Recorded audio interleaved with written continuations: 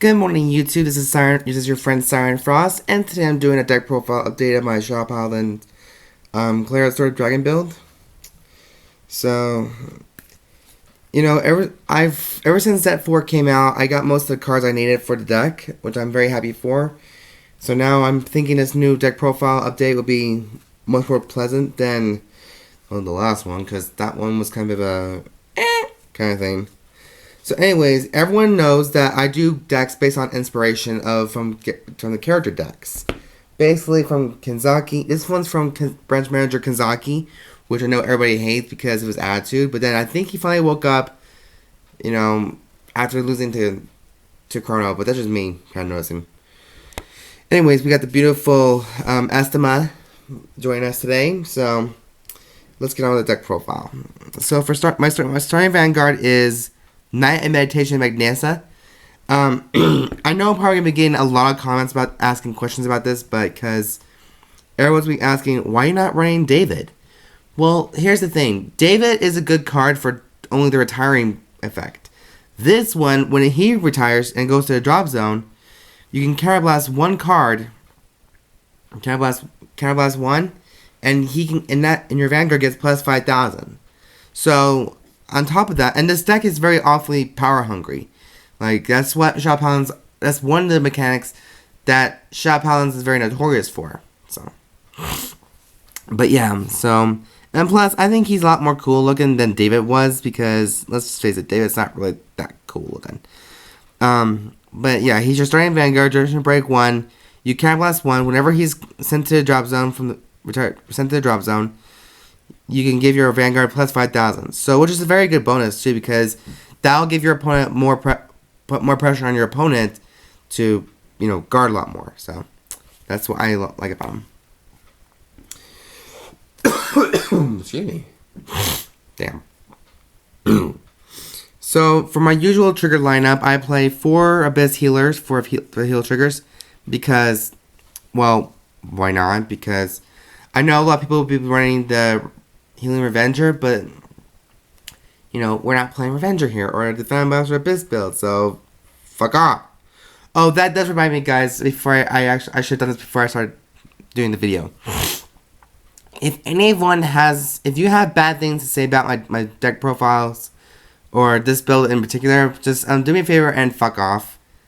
And, because, this deck's been abused long enough, so we don't need any more Shop Paladin fanboys on this thing. So, thank you for, that's all.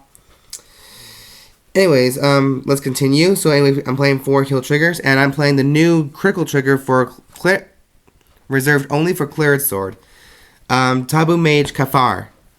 And what he does, he's kind of like the mechanic, he's that little critical trigger for Chrono Jet Dragon. When he's put, as long as your Vanguard has Claret Sword Dragon in its name, you pay the cost. And whenever he attacks, of course, you put him into Soul, and your Vanguard gets plus 5,000, and you draw a card. So, that again, this deck is very power hungry and very high attacks. And because, which I kind of like about it, because I like aggressiveness. Don't ask me why, I just do.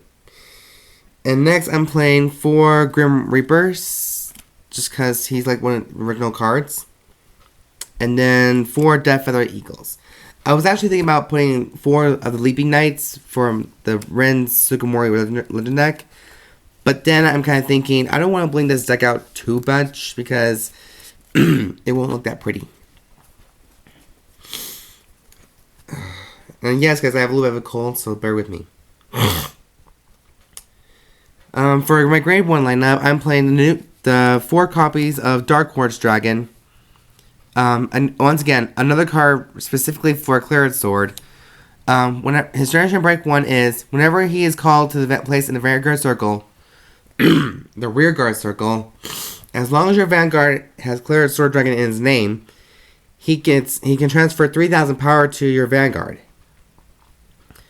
So when you do Claret Sword Stride skill, he gets plus 2,000. If you call him to the field, he gets plus 2, but he'll also give your Vanguard, who has Claret Sword in his name, 3K power. So he's a very useful card. I think Quartz is kind of a crystal, don't you think? Dark Crystal. Next, we're also running 4 copies of the Stride Neighborless Cherishing Knight Brawn.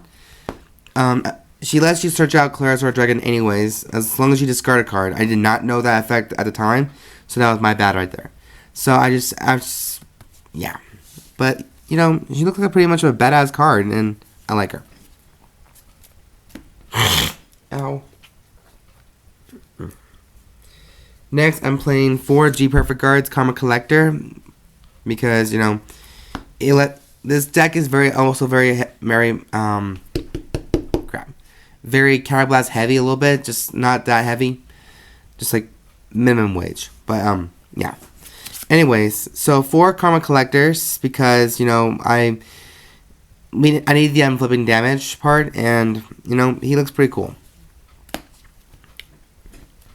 And then finally for grade 1s, I'm playing 2 copies of Night Sky Eagle. Now, when he's called to the rearguard circle, he gets plus 4,000 to end the turn, which makes him an 11k attacker or 11k booster. However, with that being said, on Claret's, when you use Claret's Sword Stride skill to summon him, he gets plus 6,000 because you're also combining the 2k power from Claret's Stride Force, and Night Sky Eagles is 4k bonus. So he'll be a 13,000 attacker and 13,000 booster. So this will add a little bit more pressure to your opponent severely. And that's what Shao Paladins are notorious for, is aggressive combos. For grade 2s, I'm playing 4 copies of Darkpride Dragon, once again another Claret Sword unit. Whenever he's sent, his Generation Break 1 is, whenever he is sent to a drop zone, you can search it. As long as your Vanguard has Claret Sword Dragon in its name, you can search your deck for one Darkquartz Dragon from your deck and Superior Call it. And then, of course, I think you shuffle your deck and you countercharge. You flip 1 damage. You unflip 1 damage, so you countercharge. That's the new mechanic now. Is new countercharge. So it's nice to see Claret Sword actually gain more support than fucking Phantom Blaster. I mean, yeah, Phantom Blaster has a lot more support because it's been out more, but this deck is not part of the hype train, guys, because you know what? I don't believe in that shit, and I think it's very unfair for the person. And then I'm also playing 4 copies of the new grade 2, Knight of Brawn Grosne. Whenever a grade 1 unit is called to the rearguard circle, as long as he's in play, he gets plus 3,000 for each one. So if you bring out like 2 Black Wings for Breakers or Night Sky Eagle, he gets 9,000 power for 3,000 for each of those things. So he's also a very aggressive thing. This deck is very powerful to me in my eyes, and I like it. I tested it before. I tested it a couple times, and then I played my locals. And even though I did not get first place at my locals, or third or second or third, it's just nice to experience the deck for firsthand, and then eventually you get better with it. So, moving on, I'm also playing Molastrate grade 2s. I'm also playing 3 copies of Scournful Knight Gyva. I just like the extra draw power, and I also like her because, well, she's a badass. To me, she's a badass. She's a human version of the main, but her style is very badass. So, yeah, so you counterblast. She has the same ability, though. Counterblast 1, discard card, and you draw 2 cards from your deck. But, however, you can also discard one of these as well if you have two extra in your hand, just to pull off the draw combo. I know a lot of people will be thinking, like, why not just run 1 Gyva or 2 Gyvas? But I like my 3. I really do. Like, she is personally my avatar and my personal avatar in that, but I love it. So now, finally, for grade 3, we are at the boss level. I'm playing 4 copies of Claret Sword Dragon because he is the boss monster, the main boss for this deck. Now, his GB2 is you retire 2 rear guards, and he gets plus 10,000 plus 1 critical. Now, his stride power is you counterblast 1, and you search your deck for a grade 1 or less rear guard, and you superior call it, and it gets plus 2,000 and to end the turn. So that's why he's a complete utter badass, because he's not like part of the meta. I know a lot of people were thinking, like, that's not gonna work. Like, well, guess what? Jaden just proved all you wrong by showing off his Claret Abyss build. So how you guys think about that? See, I like that. Next, and then finally for the last grade 3, I'm also playing 4 of the new grade 3 stride, Overbearing Knight Gilvaese. And this guy is also a stride force as well. He's a stride power as well. For 1 turn only, his generation break 1 is, let me just take 1 second because it's shiny. Choose 2 of your rear guards and retire them. Until the end of turn, this unit gets plus 5,000 and then an auto ability. When this unit attacks, hits the vanguard, choose up to 2 of your opponent's rear guards and retire them. So, yeah, it's pretty broken if you think about it, but it only takes about like 1 GB1 just to pull that off, which is not very hard to do. Like, if you can't pull into Claret's Dragon sooner, Gilvaese will also take his place, will be a spot for now, until Claret comes into play, which actually I've seen a very huge combo about him. And now as for his stride skill, the Vanguard gets plus 5,000, so you kind of have to see why this deck is kind of super broken when it comes to power. Like, this whole deck is something about power. And exactly just pure evil.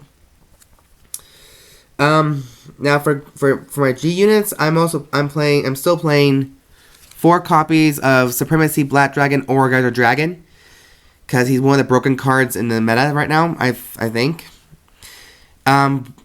For most of you who don't know who he is, he's one of the main units that Kazaki used in the anime. So, you Counterblast 1, you Persona Blast 1, you take another copy of him and put it face up, and then you Soul Blast a card and you choose 2 of your rear guards and retire them, and then you look at the top 2 cards of your deck, and if they are grade 1 or less, he gets plus 5,000. And then, yeah. So sometimes when people draw 1 grade 0 and grade 2, he only will get 5,000 power. But if you get both grade 0s, or even a grade 1 or grade 0, then he'll still get the full 10,000 power. So he'll be 36 by himself, but if he has a booster in the back, he'll be 41,000. So he's one of the few deadliest cards in the game for Shao Paladins, and for once, I'm glad that this deck is not about Fan Blast or Diablo. Next, I'm playing my new bad boy who will now take the stage. 2 copies of Supremacy Black Dragon Aurageyser Doomed. I know a lot of people are saying, like, you're supposed to run only one of these guys, but I love my 2. Like, these are the only ones I've got anyways, until I get my full play set and just for collection items. But I'm running mainly 2 just because it's a really badass card. What he does for 1 turn only, you Counterblast 1 and you Persona Blast or flip 1 copy of Aurageyser Dragon from the G zone face up, and then you retire 3 of your rear guards, and then look at the top 2 cards of your deck if they're grade 1 or less. For each grade 1 or less unit you show, you get a chance to retire your opponent's rear guards, which is a very badass move, I think. And then for his last ability, as long as you have a copy, if there is 3 or more copies of Claret or Aurageyser in the G zone face up, he gets plus 1 critical. So he already has an extra critical right there. But yeah, so I love the artwork, and I think he's amazing, and I think he's a boss monster for life. And then finally, for my G units, I'm playing 2 copies of Dark Knight Efnysien. Whenever he's called to the Vanguard Circle, or he's summoned to the Vanguard Circle, you have to choose one of your rear guards and retire him, and he gets plus 3,000. Now, I've seen this monster work very well with Gilvaese because Yuya used Gilvaese in a fight against Shion Kiba. Hopefully I got that right and I didn't butcher it. And then when his attack goes through, you can choose one of your opponent's rear guards and retire it. So that's why this deck is like very, very broken of pure power. Like, not only just by killing off your opponent, your own rear guards, but you also get a chance to kill off your opponent's rear guard as well. So anyways, guys, that is the deck profile of my full-on build, Claret Sword, Aurageyser Dragon build, whatever you can call this thing. I'm just going to call it Claret Sword just because that's what it's mainly about. Anyways, guys, I hope you guys liked the video, and I hope you guys have what you guys think about the deck itself. Oh. And yeah, so go ahead and leave a comment down below, and don't forget to subscribe, like this video, thumbs up for it, and then comment down below and please guys, leave a comment down below and see what you guys think about this deck. If you guys think this deck's a little too much power or anything, just let me know. And yeah, I hope you guys have a great morning and have a great day, and see you guys soon. Bye!